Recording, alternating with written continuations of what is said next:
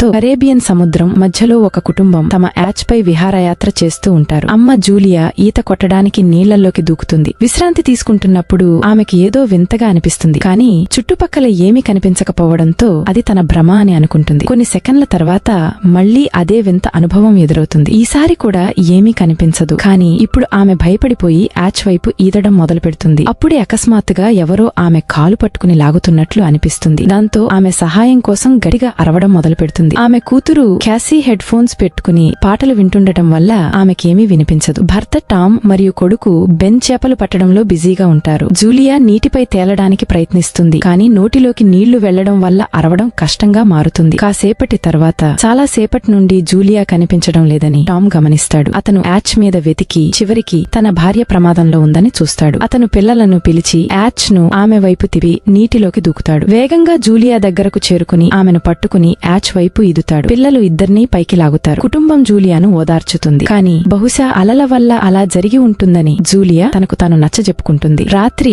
అందరూ కలిసి బెన్ పుట్టినరోజు జరుపుకుంటారు. క్యాసీకి తన బాయ్ ఫ్రెండ్ నుండి కాల్ రావడంతో ల్యాప్టాప్ తీసుకుని బయటకు వెళ్తుంది. వీడియో కాల్లో నగరంపై పెద్ద పెద్ద నల్లటి మేఘాలు కమ్ముకున్నాయని ఆమె బాయ్ ఫ్రెండ్ చూపిస్తాడు. కాల్ గ్లిచ్ అయ్యి ఫ్రీజ్ అయిపోతుంది. క్యాసీ ఈ విషయం కుటుంబానికి చెప్పడానికొస్తుంది. కానీ భూమికి దూరంగా ఉండడం వల్ల సిగ్నల్ వీక్ గా ఉందేమో అని టామ్ అంటాడు. అప్పుడే అందరికీ ఒక శబ్దం వినిపిస్తుంది. అందరూ బయటికి వెళ్లి చూస్తే వేల్స్ గుంపు ఒకటి వెళ్తూ కనిపిస్తుంది. వేల్స్ ఎప్పుడూ భూమి యొక్క మ్యాగ్నెటిక్ ఫీల్డ్ ని ఫాలో అవుతాయని, కానీ తుఫాను వచ్చినప్పుడు అవి కన్ఫ్యూజ్ అవుతాయని టామ్ వివరిస్తాడు. హఠాత్తుగా యాచ్ గట్టిగా ఊగిపోతుంది. దాంతో బెన్ కింద పడిపోతాడు. యాచ్ కి ఏమైనా డ్యామేజ్ అయిందేమో అని టామ్ భయపడి డైవ్ చేసి కింద చెక్ చేయడానికి వెళ్తాడు. కాసేపటి తర్వాత అతను పైకొస్తాడు. కానీ అతని భుజంపై ఒక పెద్ద గాయం ఉంటుంది. జూలియా వెంటనే ఆ గాయానికి కుట్లు వేస్తుంది. నీటి అడుగున తన వెనక ఏదో పెద్ద జీవి ఉన్నట్లు అనిపించిందని, వెనక్కి తిరిగి చూసేసరికి ప్రొపెల్లర్ తగిలి గాయమైందని టామ్ చెప్తాడు. అది ఏదైనా సరే చాలా భారీగా ఉందని అంటాడు. యాచ్ కి చాలా డ్యామేజ్ జరిగిందని టామ్ గుర్తిస్తాడు. అందుకే వాళ్లు సహాయం కోసం పిలవాల్సి వస్తుంది. జూలియా రేడియోలో ప్రయత్నిస్తూనే ఉంటుంది. క్యాసీ ఫోన్ లో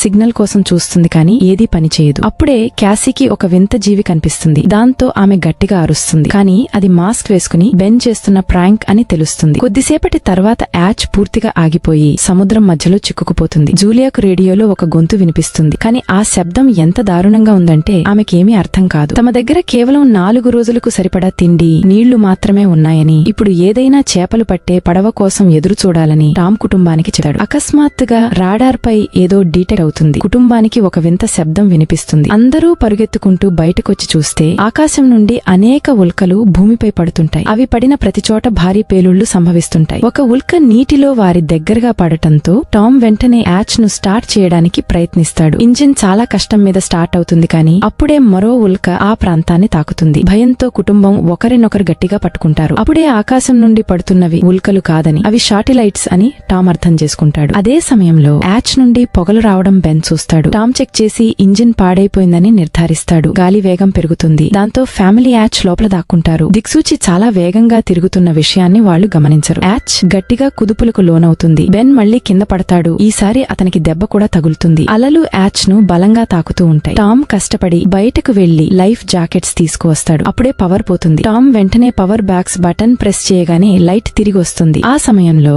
జూలియా ముక్కు నుండి రక్తం కారడాన్ని బెన్ గమనిస్తాడు. జూలియాకు కళ్లు తిరుగుతుంటాయి. మరోవైపు క్యాసీ సింక్ దగ్గరికి వెళ్లి వాంతి చేసుకుంటుంది. టామ్ రేడియోని ట్రై చేస్తూనే ఉంటాడు. కానీ సిగ్నల్ దొరకదు. అకస్మాత్తుగా ఒక పెద్ద హైపిచ్డ్ శబ్దం వస్తుంది. గాలి ఇంకా బలంగా మారుతుంది. జూలియా తలుపులు మూయడానికి ప్రయత్నిస్తుంది. కానీ ఒక హ్యాచ్ తెరుచుకుంటుంది. గాలి కిటికీలను పగలగొట్టడం మొదలు పెడుతుంది. టామ్ ఒక ఫ్లేర్ వెలిగిస్తాడు. కాసేపటి తర్వాతంతా చీకటిమయమవుతుంది. మరుసటి రోజు ఉదయం తుఫాను నుండి బతికి బయటపడ్డామని కుటుంబం షాక్ లో నిద్రలేస్తుంది. కానీ యాచ్ సగం ధ్వంసమై ఉంటుంది. వాళ్లు బయటకు వచ్చి చూస్తే సముద్రం నీళ్లన్నీ మాయమైపోయి ఉంటాయి. యాచ్ ఇప్పుడు నేల మీద ఇరుక్కుపోయి ఉంటుంది. ఇది చూసి అందరూ షాక్ అవుతారు. క్యాసీ సిగ్నల్ చెక్ చేస్తుంది. కానీ నెట్వర్క్ అస్సలుండదు. బెన్ 2 చనిపోయిన పీతలతో ఆడుకుంటూ ఉంటాడు. టామ్ కంపాస్ చెక్ చేసి అది తలకిందులుగా ఉందని గమనిస్తాడు. ఇలా చివరిసారిగా 7 లక్షల సంవత్సరాల క్రితం జరిగిందని అంటాడు. తన బాయ్ ఫ్రెండ్ చనిపోయి ఉంటాడని క్యాసీ కృంగిపోతుంది. జూలియా ఆమెను ఓదార్చడానికి వెళ్తే క్యాసీ ఆమెను దూరం నెడి దాక్కోవడానికి వెళ్లిపోతుంది. జూలియా మరియు టామ్ మిగిలిన సామాగ్రిని చూస్తారు. ఎవరైనా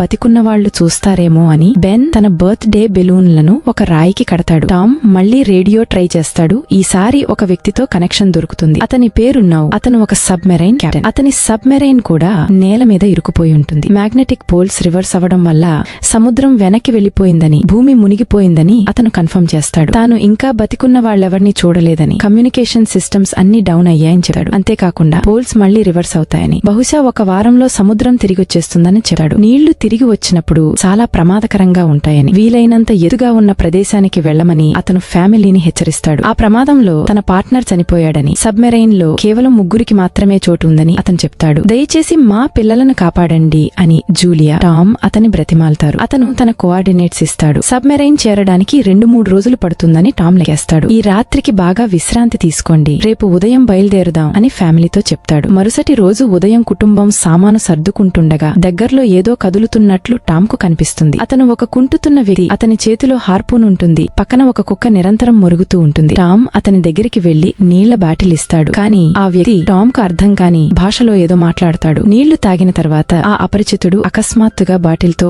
టామ్ తల మీద కొడి ముఖంపై గడిగా తంతాడు. జూలియా భయంతో పరిగెత్తుతుంది. కానీ అప్పటికే ఆలస్యమైపోతుంది. ఆ వ్యక్తి టామ్ పొట్టలో హార్పూన్ గుచ్చుతాడు. టామ్ కాసేపు విలవిలలాడి చనిపోతాడు. తర్వాత ఆ వ్యక్తి టామ్ మెడను కూడా కోసేస్తాడు. తర్వాత ఆ వ్యక్తి జూలియా వెనుకపడి ఆమెపై హార్పూన్ విసురుతాడు. అది ఆమె భుజానికి తగులుతుంది. జూలియా నొప్పిని భరిస్తూ యాచ్ లోపలికి పరిగెత్తి పిల్లలను దాక్కోమని చెబుతుంది. ఆమె తలుపు లాక్ చేస్తుంది. క్యాసీ మరియు బెన్ సోఫా లోపల దూరిపోతారు. జూలియా వాళ్లకు ఫ్లేర్ గన్ ఇచ్చి తను ఒక కత్తి తీసుకుని బాత్రూమ్ లో దాక్కుంటుంది. ఆ వ్యక్తి తలుపును గడిగా బాది చివరికి లోపలికొస్తాడు. ముందుగా అతను కొంచెం ఆహారం తీసుకుంటాడు. తర్వాత యాచ్ ను వెతకడం మొదలు పెడతాడు. బాత్రూమ్ వైపు వెళ్తాడు. కానీ జూలియా తెలివిగా ఒక చిన్న రంధ్రం గుండా బయటకు వెళ్లిపోతుంది. జూలియా పారిపోయిందని ఆ వ్యక్తి అనుకుంటాడు. కానీ ఆమె మెల్లగా వెళ్తుండగా అతని కుక్క ఆమెను చూసి మురుగుతుంది. కుక్క ఆమెపైకి దూకగా జూలియా కత్తితో దాన్ని చంపేస్తుంది. కుక్క అరుపు విని ఆ వ్యక్తి బయటకు వచ్చి తన కుక్క శవాన్ని చూసి కోపంతో రగిలిపోతాడు. ఈలోగా జూలియా యాచ్ మరోవైపు నుండి లోపలికి వెళ్లడానికి ప్రయత్నిస్తుంది. ఆమె పైకి విరిగిన కిటికీ నుండి లోపలికి వెళ్తుండగా ఆ వ్యక్తి అప్పటికే అక్కడికి చేరుకుంటాడు. అతను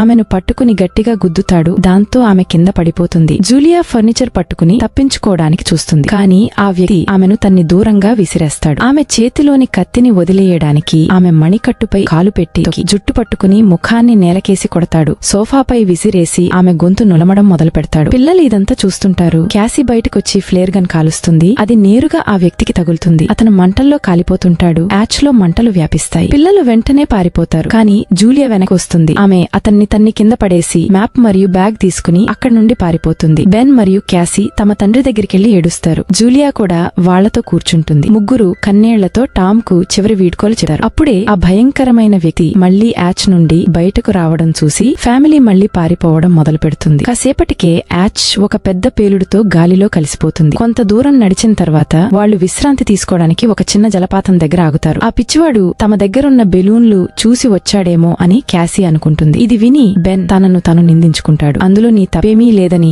జూలియా అతనికి నచ్చజెప్పి అందరినీ ముందుకు కదలమని చెబుతుంది. ఎందుకంటే ఆ వ్యక్తి ఇంకా వాళ్ళ వెంటే ఉన్నాడు. దారిలో ఒక చిన్న నీటి మడుగు దగ్గర చనిపోయిన ఒక హ్యామర్ హెడ్ షార్క్ ను చూసి బెన్ ఆశ్చర్యపోతాడు. అప్పుడే ఆ వ్యక్తి మళ్లీ తమకు దగ్గరగా వస్తున్నాడని జూలియా గమనిస్తుంది. అందరూ పరుగెత్తుకుంటూ ఒక ఇసుక తిన్నెపై నుండి కిందకు పడిపోతారు. అక్కడ వారికి విషపూరితమైన వ్యర్థాలు కనిపిస్తాయి. ఫ్యామిలీ జాగ్రత్తగా దాన్ని దాటుతారు. వాళ్లు ఆ వ్యక్తి నుండి తప్పించుకున్నట్టే అనిపిస్తుంది. నడుస్తుండగా వాళ్లకు పెద్ద పెద్ద చనిపోయిన సముద్ర జీవులు, సముద్రం అడుగున పేరుకుపోయిన ప్లాస్టిక్ అంతా కనిపిస్తుంది. బెన్ మెల్లగా నడుస్తుండటంతో అతను డిహైడ్రేషన్ కు గురవుతున్నాడని జూలియా అర్థం చేసుకుంటుంది. ఆమె అందరినీ ఆగమంటుంది. ఆమె నీళ్ల బాటిల్ చూసేసరికి షాక్ అవుతుంది. బాటిల్లో నీళ్లు దాదాపు అయిపోయి ఉంటాయి. తాను బాటిల్ సరిగ్గా మూయలేదని క్యాసీకి అర్థమవుతుంది. ఆమె నిర్లక్ష్యం వల్లే నీళ్లు అయిపోయాయని జూలియా కోపంతో అరుస్తుంది. దానివల్ల ఏంటి ఉపయోగం, ఎలాగూ మనం బతకం కదా అని క్యాసీ బదులిస్తుంది. ఇద్దరి మధ్య పెద్ద గొడవ జరుగుతుంది. అయినా సరే ఫ్యామిలీ ముందుకు సాగుతూనే ఉంటుంది. కాసేపటి తర్వాత వాళ్లకు కూలిపోయిన ఒక విమానం కనిపిస్తుంది. లోపల ఏదో కదులుతుంటే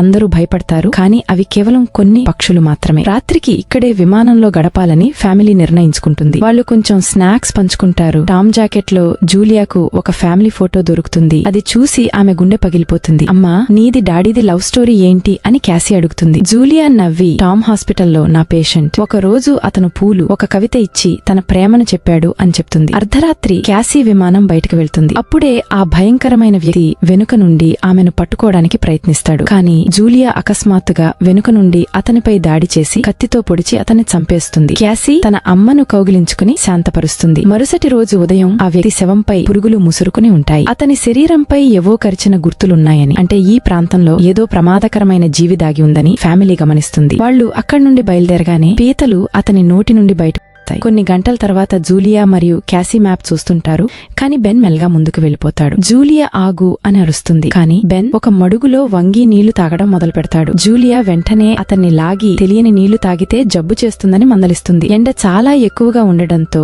ఫ్యామిలీ తమ తలలను బట్టలతో కప్పుకుంటారు. బెన్ కు కళ్ళు తిరుగుతుంటాయి. అప్పుడే వాళ్లకు కొన్ని పాత కుర్చీలు దొరుకుతాయి. జూలియా మరియు క్యాసీ వాటితో ఒక చిన్న టెంట్ లాంటిది వేస్తారు. జూలియా బెన్ కు ఇంజెక్షన్ ఇచ్చి ఆ రాత్రి అక్కడే గడపాలని నిర్ణయిస్తుంది. ఉదయం ఒక వింత శబ్దం విని జూలియా నిద్రలేస్తుంది. బయటకు వెళ్లి చూస్తే పీతల పెద్ద గుంపు వారి వైపు వస్తుంటుంది. ఆమె వెంటనే పిల్లలను లేపుతుంది. ముగ్గురు పారిపోవడం మొదలు పెడతారు. పరుగెత్తుతుండగా వాళ్లకు ఒక పెద్ద కార్గో షిప్ కనిపిస్తుంది. అక్కడ ముగ్గురు క్రూ మెంబర్స్ బతికే ఉంటారు. ఒక ఆమె వాళ్లకు సహాయం చేయాలనుకుంటుంది, కానీ మిగతా ఇద్దరు మగవాళ్లు నిరాకరించి ఫ్యామిలీని బయట వదిలేసి కంటైనర్ లాక్ చేసుకుంటారు. పీతలు దగ్గరికి వచ్చేస్తాయి. జూలియా పిల్లలను కంటైనర్ పైకెక్కిస్తుంది. తను ఎక్కబోతుండగా పీతలు ఆమె కాలును గట్టిగా కరుస్తాయి. పిల్లలు ఆమెను పైకి లాగుతారు, లేకపోతే ఆమె కింద పడిపోయేది. కంటైనర్ కు ఉన్న ఒక రంధ్రం ద్వారా సగం పీతలు లోపలికి దూరిపోతాయి. క్రూ మెంబర్స్ కాల్పులు జరుపుతారు, కానీ పీతలు వాళ్ల మీద దాడి చేసి ఇద్దరిని చంపేస్తాయి. చివరి వ్యక్తి పైకప్పు హోల్ వరకు వస్తాడు, కానీ పీతలు అతన్ని కూడా కిందకు లాగి చంపేస్తాయి. జూలియా తన గాయానికి కట్టుకుని స్పృహ కోల్పోతుంది. కాసేపటి తర్వాత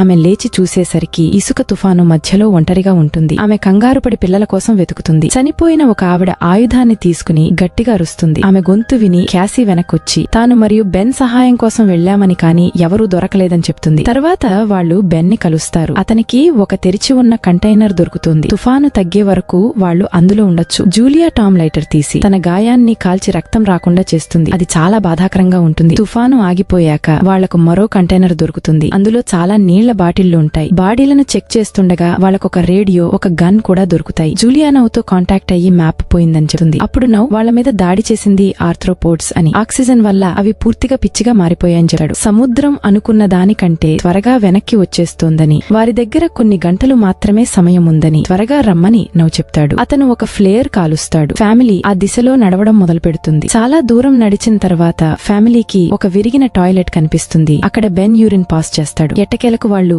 సబ్మెరైన్ ను దగ్గరలోనే చూస్తారు, కానీ అక్కడికి వెళ్లడానికి వాళ్లు ఒక పెద్ద రాళ్ల దారిని దాటాలి. వాళ్లు ఆ దారిలో వెళ్తుండగా గోడలు కదిలి రాళ్లు పడటం మొదలవుతుంది. జూలియా వెంటనే పిల్లలను పక్కకు తోసి తను కూడా వెనక్కి తగ్గుతుంది. ఇప్పుడు వారి మధ్యలో ఒక రాతి గోడ అడ్డు వస్తుంది. తను లేకుండానే ముందుకు వెళ్లమని జూలియా పిల్లలతో చెబుతుంది, కానీ క్యాసీ ఒప్పుకోదు. అమ్మ కూడా రావాలని పట్టుబడుతుంది. చాలాసేపు వాదించుకున్నాక తర్వాత మిమ్మల్ని వెతుక్కుంటూ వస్తానని జూలియా మాటిస్తుంది. గత్యంతరం లేక క్యాసీ తన తమ్ముడిని లాక్కొని ముందుకు వెళ్తుంది. పిల్లలు రాళ్ల దారి ఎక్కి సబ్మెరైన్ వైపు పరిగెడతారు, కానీ అక్కడ నవ్వు రక్తపు మడుగులో పడి ఉండటం చూస్తారు. తన పని అయిపోయిందని, ఇప్పుడు ఆ ఎక్స్ట్రా ప్లేస్ లో తన తల్లిని తీసుకెళ్లొచ్చని క్యాసీ అనుకుంటుంది. ఆమె వెంటనే వెనక్కి పరిగెడుతుంది. అప్పుడే జూలియా పీతల గుంపు రావడం చూసి కాల్పులు మొదలు పెడుతుంది. కొన్నింటిని చంపేస్తుంది, కానీ గుంపు చాలా పెద్దదిగా ఉంటుంది. అదే సమయానికి క్యాసీ గోడ పైనుండి కనిపించి చెయ్యి అందిస్తుంది. కాలికి గాయమైనా సరే జూలియా వేగంగా ఎక్కడం మొదలు పెడుతుంది. క్యాసీ సహాయంతో ఆమె పైకి చేరుకుంటుంది. ఇద్దరు సబ్మెరైన్ వైపు పరిగెడతారు. బెన్ అప్పటికే పైన నిల్చుని ఫ్యామిలీ వచ్చేదాకా పీతలను డిస్టర్బ్ చేయడానికి కాల్పులు జరుపుతుంటాడు. పీతలు